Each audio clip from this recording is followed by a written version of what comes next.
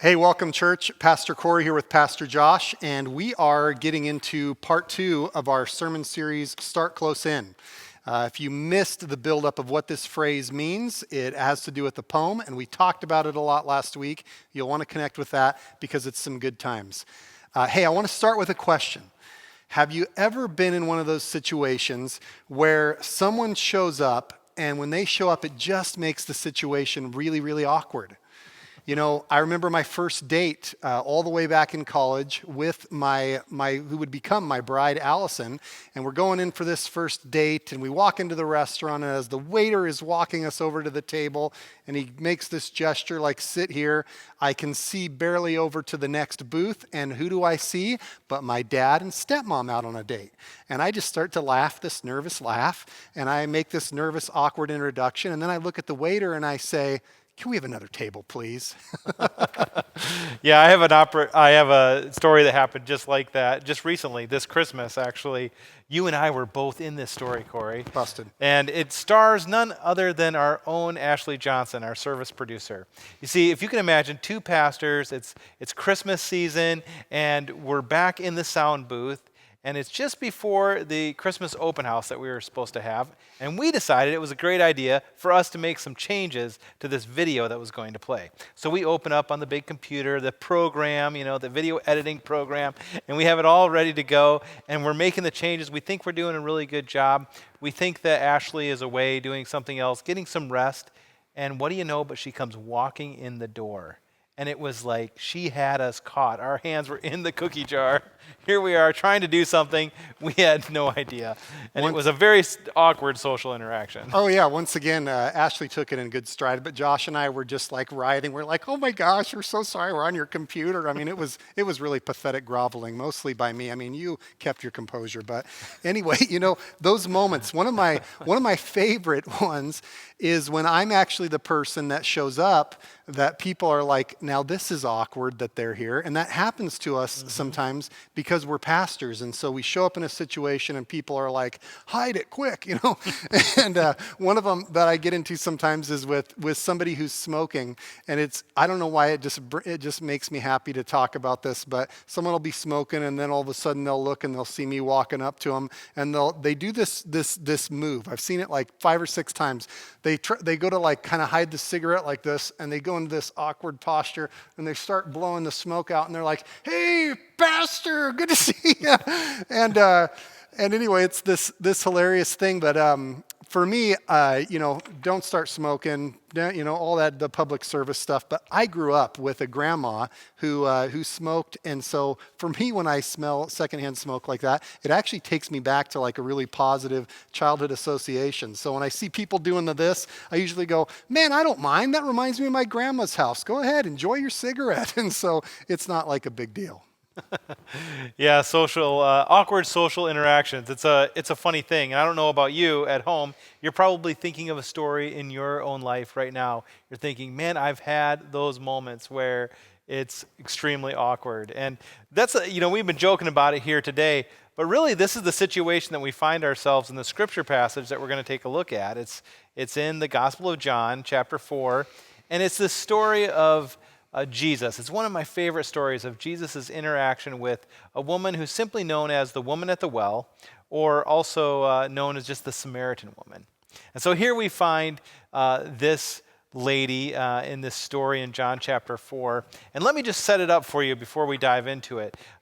What's happening here is that Jesus and his disciples are traveling.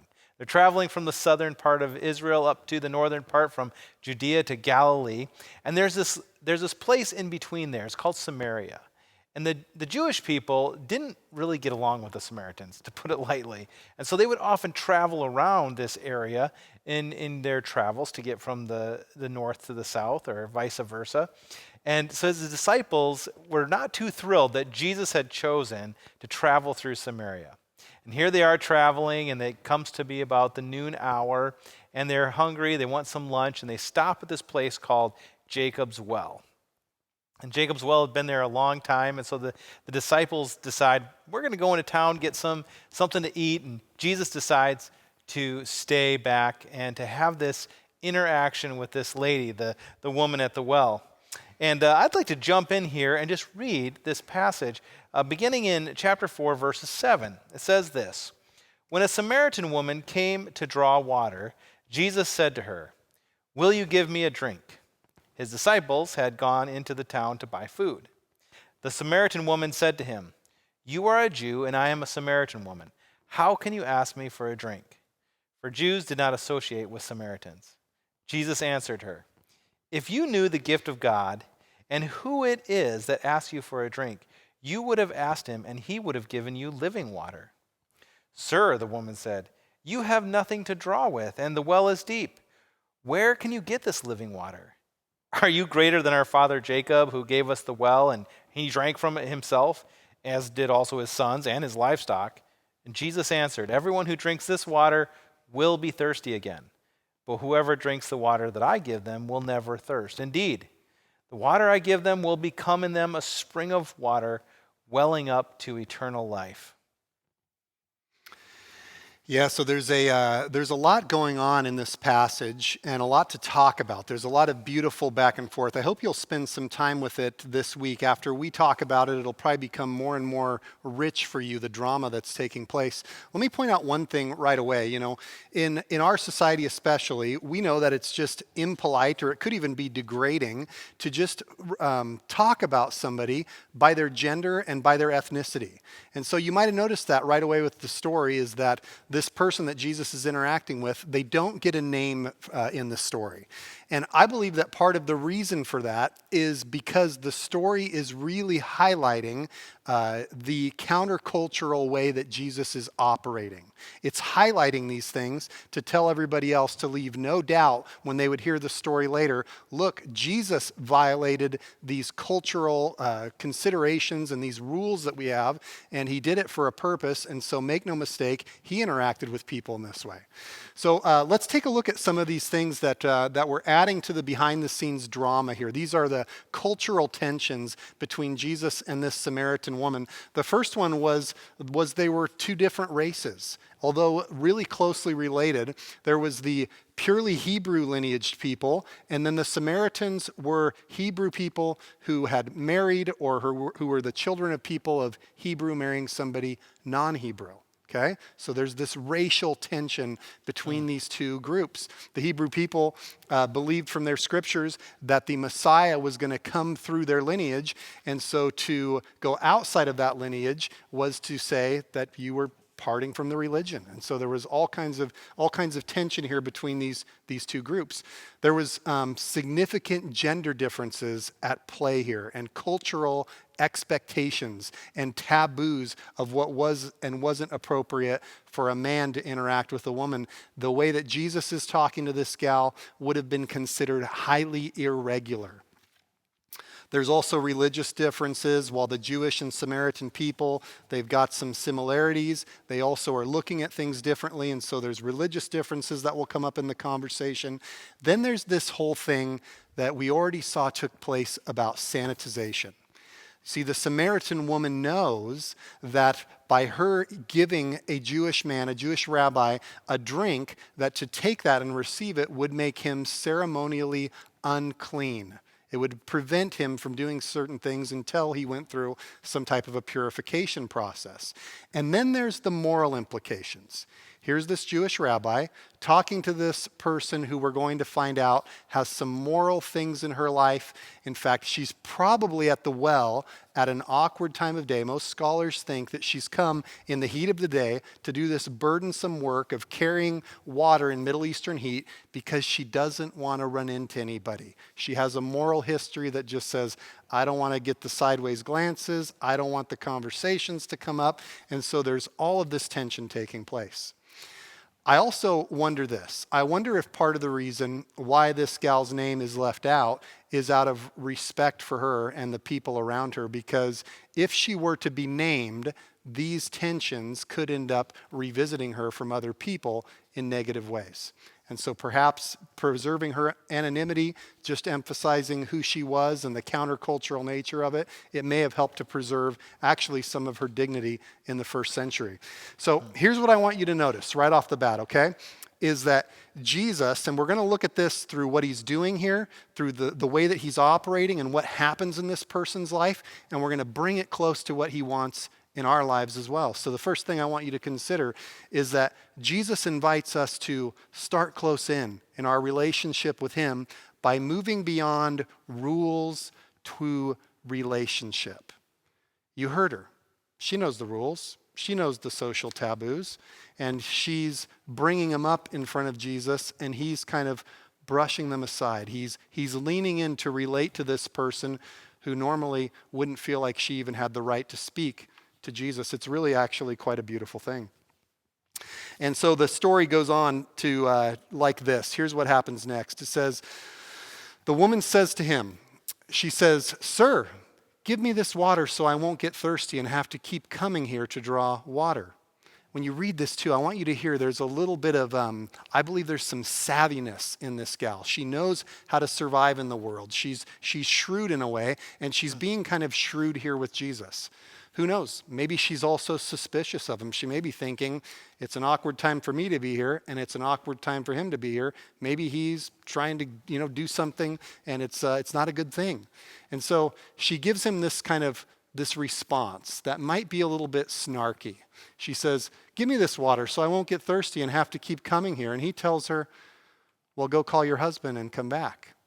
It seems that Jesus sort of meets her snarkiness with a little playfulness of his own, because he knows some things about her that he wants to talk about. And she says, "Well, I have no husband," she replies.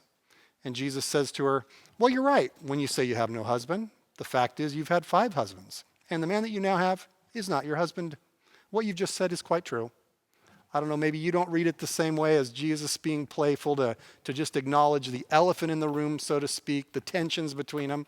But I hear it in his voice here. He's bringing this up to connect with her. It goes on to say, she says, "Sir," she says, "I see that you are a prophet. Our ancestors worshipped on this mountain, but you Jews claim that the place where we must worship is in Jerusalem." Now, in conversation, I call this like the avoidance strategy, which we'll talk about more here in just a moment. "You must worship in Jerusalem." And "Woman," Jesus replied, "Believe me, a time's coming when you'll worship the Father neither on this mountain nor in Jerusalem. You Samaritans worship what you do not know," he says. "But we worship what we do know, for salvation is from the Jews. Yet a time is coming. A time is coming." This is what he really wants to tell her, and what he's bringing her awareness into this very moment. "And has now come when true worshipers will worship the Father in spirit and in truth. For they are the kind of worshipers the Father seeks. You see, God is spirit, and his worshipers," Jesus says, "must worship in the spirit and in truth." So the second thing we want to point out here is that Jesus invites us to start close in by moving beyond this point of comfort zone to connection. As Corey was reading that passage, I had the thought of what the disciples thought. They were concerned with getting from point A to point B.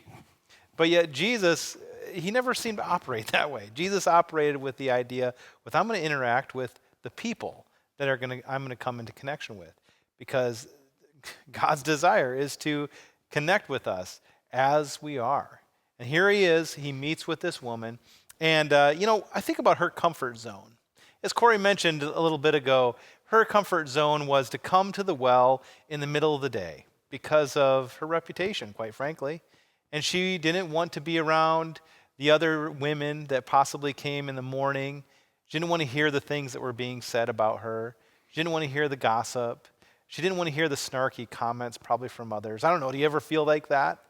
I know in my own life, if I'm trying to avoid pain in my life, then I go to my comfort place. I go to that place where I don't have to deal with that pain anymore. And so she is there. She's there in the middle of the day, and she's has this interaction with this man who's talking to her, and I'm not sure that she actually wants to have this conversation. But I love the playful way that Jesus is he's just relaxed. He's interacting with her. He's listening to what she's saying, and he's interacting in a way that really touches the most personal parts of her story. And isn't that the way that Jesus, wants to interact with us too? I think about that in my own life, and I really relate to this woman, you know. I can settle into a state of just avoiding confrontation and being in my comfort place or avoiding connection if someone's mad at me. I definitely don't want to be around them. But here Jesus is acknowledging her story. You know, I know about your reputation. I know that your reputation is not necessarily what others would consider good, but I'm not bringing that up to shame you. I'm not bringing it up to place blame upon you or to make you feel bad in any way. I'm just acknowledging that so that we can get beyond that into this place of, into this place of connection with each other.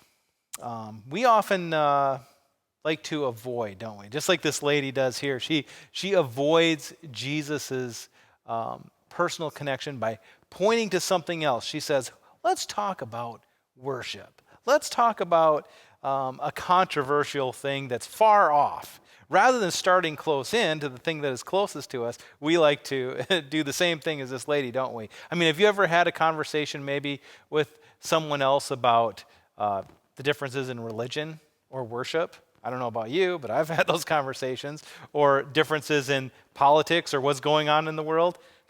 Certainly, people love to distract. This is kind of what's happening here in this lady's life. But Jesus is calling her. He says, that's your comfort zone is far out there, but I'm calling you into this personal connection. You know, one of the great failures, I think, in Christianity as a whole has been that we put morality before love. You know, Jesus is offering this woman something different. She probably feels a little bit of shame and defends herself as Jesus brings to light, the reality that her life really is. But he's not doing that for shame or blame. He's doing that instead to extend her love. And love in the idea of, I want to connect with you. I want to tell you about something that actually is going to make your life better. It's something called living water.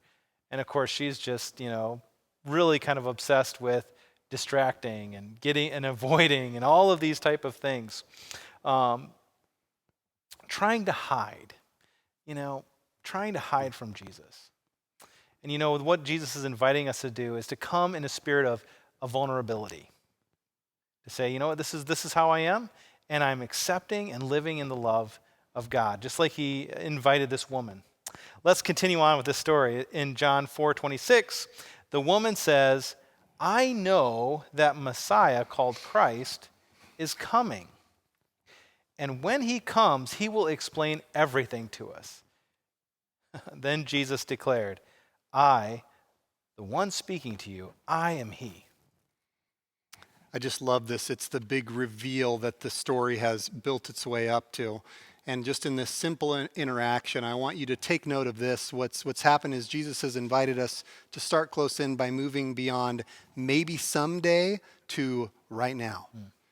Maybe someday when the Messiah shows up, he's really broken through all those cultural and internal barriers that were creating this distance between them because he loves this person. She's one of God's children, and he's looking at her and he's seeing her, and she has all these barriers between her and God, and he's just very beautifully pushing them aside to just relate to her to this great moment.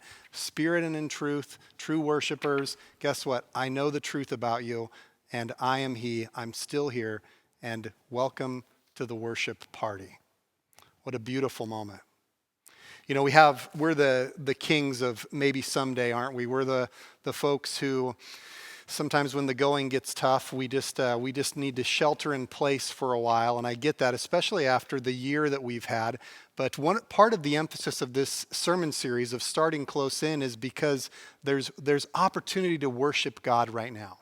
In fact, as we move forward in the series, we're going to talk about some very specific and practical ways to experience God through different avenues. And it's easy, though, isn't it, to just kind of defer to maybe later, maybe when the time is right. Maybe it's after some event happens, after the pandemic is over, after my career is established, then I'll really connect and worship God, or then I'll really take the faith part of my life seriously. After I clean up my act, maybe she was thinking that of, someday I just really need to get my relationships together, and then God will really accept me. And Jesus is cutting through all of that in her life, just like he does in yours and my life. It's this beautiful invitation to worship in spirit and in honesty, in the truth of the right now, exactly where you are. If we look at these sections all together, I'll bring up all 3 points on the screen here for us to just kind of take in. We've got the rules to relationship, this idea of comfort zones, moving into this place of connection, or going from maybe someday the excuses, the altar of good intentions, to what can I do right now? What's the first step close in, like we've been talking about? And, as we're going through this series, I want you to think of this not just in the context of church worship, or as we're going to talk about it in a few minutes in terms of a church service like what you're participating in now, but I want you to think of these things in the context of your whole life.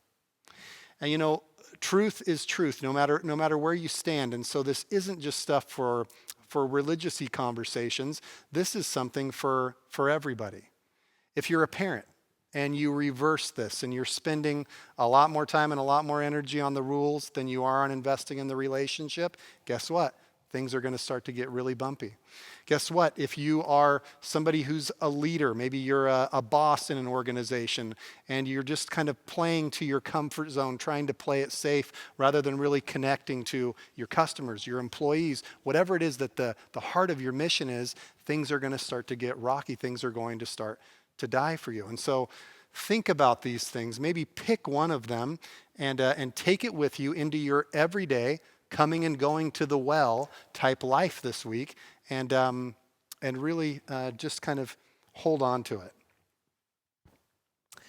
Yeah, I love this framework, Corey, and I love the idea that we're going to invite you into now, church, and that is to get really practical and personal, just like Jesus did with this woman. He got personal with her. She was always trying to distract onto some other conversation, but Jesus brought it back to her personally. So we want to think about this idea as it relates to what we're experiencing right now as a church.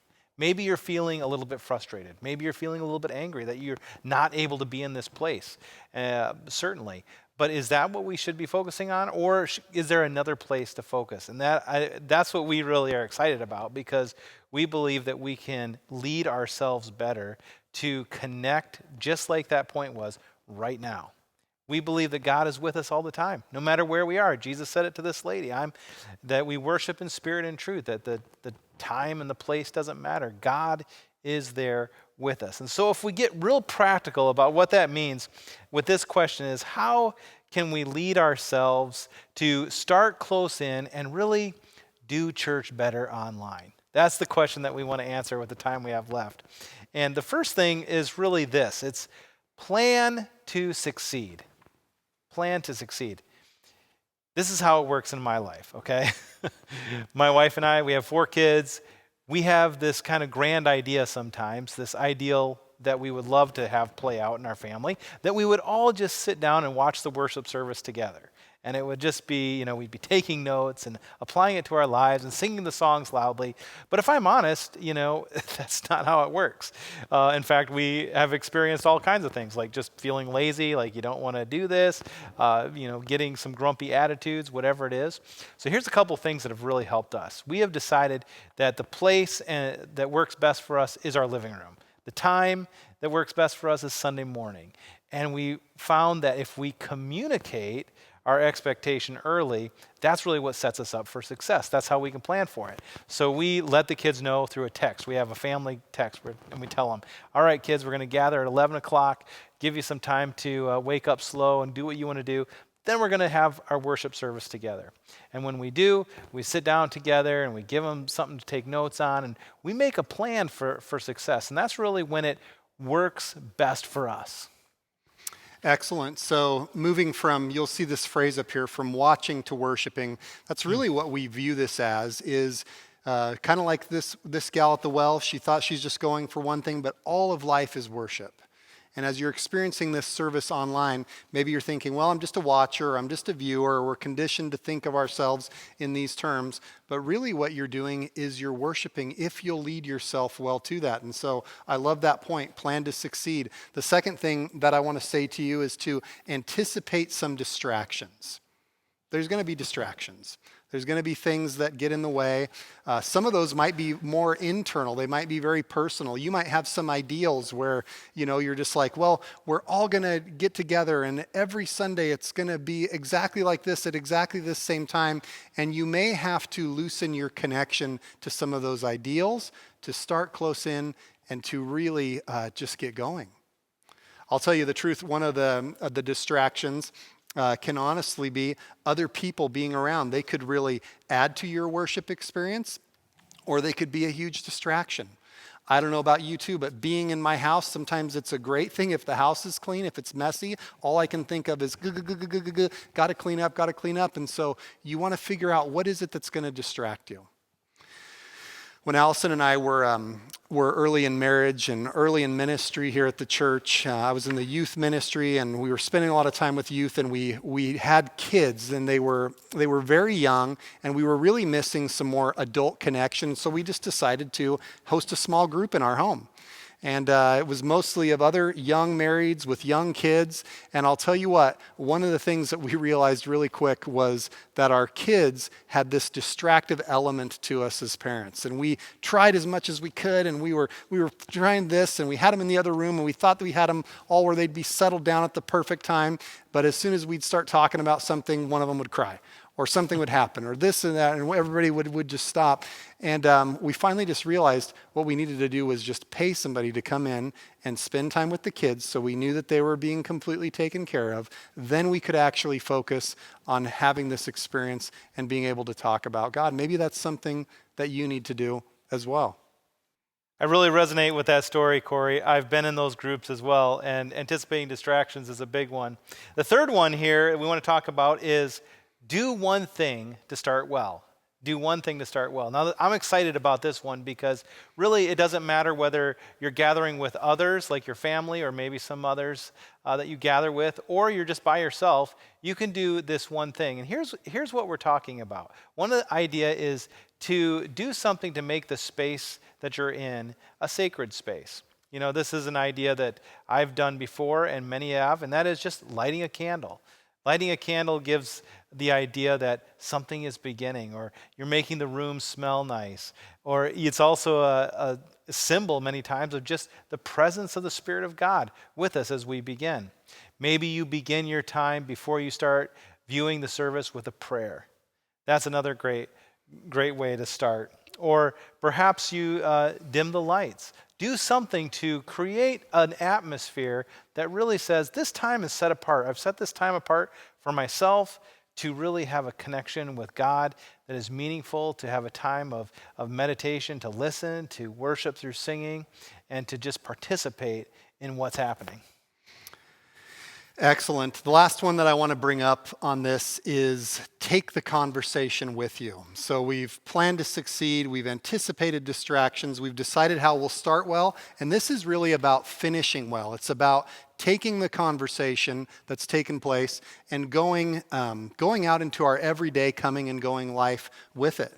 And I know somebody who was just sharing with me that because of services being online, they actually get to do something that they really enjoy, which is they experience the service online, and then they call their mom who lives in another city. They normally wouldn't be in church together because of the physical distance, but they get to watch, and then they get to talk about it. I heard from another family this week about how doing church and experiencing it online has actually brought their adult children more together. That every Sunday morning, they just get the service on, and their adult kids usually end up coming by, and they're like, really, they're so busy with kids and with this and that they normally wouldn't get up early to go to church in person, but now they're going to church with us in our living room, Corey. It's awesome. I personally enjoy having a little time after the service. You don't want to end it and then just be like, kids, get your chores done. But we'll end the service together as a family sometimes, and then we'll just talk about it. I'll ask some questions. I'll say, man, what was the most impactful thing that you heard today? What story stuck out to you? And we'll talk about it as a family. And it's really a good way to take what you're hearing, what you're experiencing, and just to say, how do I bring this with me and transition into my everyday coming and going to the well type life? So here's the deal, church. We're going to be doing online services for at least a few more weeks. I mean, we'll continue after that, but this is the time where we're exclusively doing online. We'll start in-person services, I'm sure, at some point moving forward, and I'm excited about that. But if we can get good at this right now, you have a unique opportunity. Because if you get sick and you can't come, or if you're traveling and you can't be here, if you can figure out how to lead yourself well, you cannot just be a watcher or be getting the consolation prize or be missing out on not being in person at church, but you can actually feel like you're really worshiping. You can maybe even do some things and experience God and experience the service in a way that you wouldn't if you actually showed up in person. So hey, you're good enough. You're smart enough, and doggone it, God likes you. Use this. Come up with some ideas. Maybe you throw yours in the comment section. I'd love to hear just where you succeed at experiencing church outside of here. I know a guy that's in his hot tub. He gets up in the morning, he sits in his hot tub, he's got his phone right there, and he's looking at the beauty of the creation, and he's just relaxed, and he's worshiping. And you're not allowed to bring your hot tub to church when this is over, so enjoy it while you can, buddy, okay? But I want you to really take this to heart. We're going to make the best of this. We're going to start close in with where we are right now, and I believe it's going to help us far into the future. I love that. You know, one of the things that we took away from preparing for this message was we looked at this passage in several different versions. One of the things that we looked at was from the Message translation. And it really spoke to us, especially the last part of this where Jesus is talking. And so I'd like to read this over you, church. And as I read it, really focus in on what Jesus is saying about where he wants to meet you. That it doesn't have to be in this place or that place, but there is something bigger and broader. And it's this idea of love that Christ has for us. So I'd like to read this. This is John chapter 4, 22 through 24 from the Message. But the time is coming. It has, in fact, come, when what you're called will not matter, and where you go to worship will not matter. It's who you are and the way you live that count before God. Your worship must engage your spirit in the pursuit of truth. That's the kind of people the Father is looking out for. Those who are simply and honestly themselves before him in their worship. God is sheer being himself, spirit. And those who worship him must do it out of their very being, their spirits, their true selves in adoration. You don't have to wait any longer or look any further. Let's bow our heads. Let me pray over us, huh? God, this series has been stirring up a lot of fresh awareness in my life of just how to start close in with you, how to be in any place and not just be a worshiper on Sundays or a worshiper when I walk through the doors of this place, but to be somebody who is in awe of you and seeing you and honest about where I am in all situations. I love that you are a God who meets us right in the midst of where we are. Even if the people listening to this, maybe you're thinking, oh, I've got to clean myself up before I come back to church, Corey. It's really bad, the things that I've done. No, that's not the kind of God that you are. You're with us right now, wherever we are, and you're close with us. Help us to recognize that and to live in a way that reflects that glorious reality. We love you. We need you in this, God, and it's in the name of your Son. It's in his name that we pray all this. Amen. Great to be with you this week, my friends. I hope this message was as encouraging to you as it was to Josh and myself, and we'll see you next week. See you God next bless week, you. church.